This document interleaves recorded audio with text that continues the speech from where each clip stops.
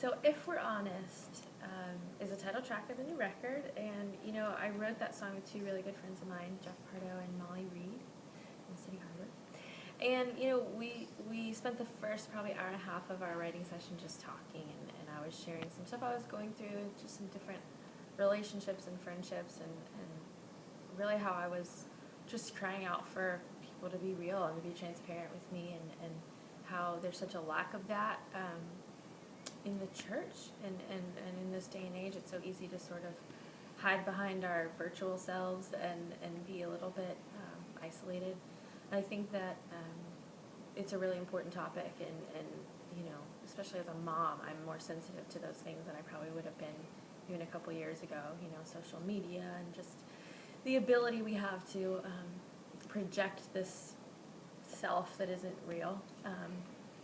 So I was sharing all this with them, and they said, that's the song we have to write today. And it just came so easily. It was probably the easiest song on the record to write because it came from such a real place, a personal place in my own life. And, I think it really is important as believers. God has called us to live a life of authenticity and live a life of transparency with each other, with the world, with Him. But the enemy's lie is that we can hide from the Lord, and that we should hide from people because they're going to hurt us and they're not going to give us grace, they're not going to love us. But I've seen time and time again in my life and in other people's lives, friends of mine, that when we do sort of share our struggles, share our secrets, share our sin, share whatever it is that we're going through with other believers, there is this just massive grace, that comes from that place of honesty.